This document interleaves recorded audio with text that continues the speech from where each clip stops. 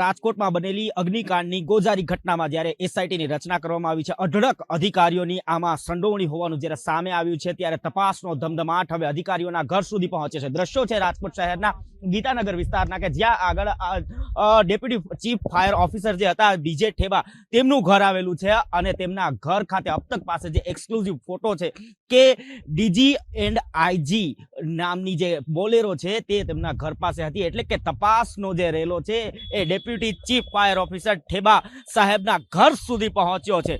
જે રીતે આજે સવારે જ રાજ્યસભાના સાંસદ રામભાઈ મોકરિયાએ ખુલાસો કર્યો હતો કે બીજે ઠેબાએ તેમની પાસેથી એનઓસી પેટે 70,000 રૂપિયાની માંગણી કરી હતી, જે રૂપિયા સાંસદે પોતે આપ્યા હતા. તે પ્રકારનો સ્વીકાર રામભાઈએ કર્યો હતો. ત્યારે બીજે ઠેબાના ઘર સુધી તપાસનો રેલો પહોંચ્યો છે. રાજકોટમાં અત્યંત ચર્ચિત અને કહી શકાય કે ગોઝારી ઘટના એટલે કે અગ્નિકાંડની જે ઘટના બની છે, જેમાં 30 થી વધુ લોકોએ, નિર્દોષ લોકોએ જીવ ગુમાવ્યો છે, એ ઘટનામાં ડેપ્યુટી ચીફ ફાયર ઓફિસર બીજે ઠેબાના ઘર સુધી તપાસનો રેલો પહોંચ્યો છે. ખાસ અત્યંત મહત્વપૂર્ણ બાબત છે કે એસીબીએ તપાસમાં ઝુકાવ્યું છે. એટલે કે આ જે ભ્રષ્ટ અધિકારીઓ છે એમની અપ્રમાણસરની જે મિલકતો છે એ મિલકતની કુંડળી કાઢવાનું કાર્ય એસીબીએ જ્યારે શરૂ કર્યું છે, ત્યારે તપાસનો રેલો અધિકારીઓના ઘર સુધી પહોંચ્યો છે. અધિકારીઓના પગ તળેથી જમીન ખસી ગઈ છે તે પ્રકારની સ્થિતિ થઈ છે. ગઈકાલે જ રાજકોટ ક્રાઇમ બ્રાન્ચ દ્વારા જે ડેપ્યુટી ચીફ ફાયર ઓફિસર છે તેમને તેડું મોકલવામાં આવ્યું હતું, તેમની સઘન પૂછપરછ કરવામાં આવી હતી. સાથોસાથ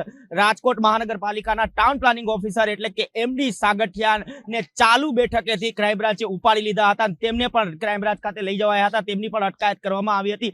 આજે એસીબી દ્વારા કહી શકાય કે જે બંને અધિકારીઓ છે તેમના ઘર સુધી તપાસનો રેલો લઈ જઈને તપાસનો ધમધમાટ શરૂ કરવામાં આવે છે. આપ દ્રશ્યો જોઈ શકો છો. જે રીતે બીજે ઠેબાનું આ મકાન છે, જે ઠેબા મંઝિલ નામનું આ મકાન છે, તેમાં સીસીટીવી થી સજ્જ આ મકાન છે. સાથોસાથ જે રીતે માહિતી મળી રહી છે કે એક ફાર્મ હાઉસ સહિતની અઢળક મિલકતો આ જે અધિકારી છે તેમના નામે છે. પરંતુ મહત્વપૂર્ણ બાબત છે કે તે તમામ મિલકતો જે સગા સંબંધીઓ છે તેમના નામે રજીસ્ટર્ડ કરવામાં આવી હોય તે પ્રકારની માહિતી મળી રહી છે. ત્યારે તપાસનો રેલો અહીં સુધી પહોંચ્યો છે. મહત્વપૂર્ણ બાબત છે કે જે રીતે એસઆઈટીની રચના કરવામાં આવી છે, જેથી રીતે પ્રાથમિક રિપોર્ટ સોંપવામાં આવ્યો છે, અને તે બાદ એસીબીએ જ્યારે તપાસમાં ઝુકાવ્યું છે, ત્યારે આગામી દિવસોમાં મોટા કડાકા ભડાકા થવાના એંધાણ વર્તાઈ રહ્યા છે. કેમેરા પર્સન નિશિત ગઢિયા સાથે ગૌરવ રાજસિંહ, અબ તક ચેનલ, રાજકોટ.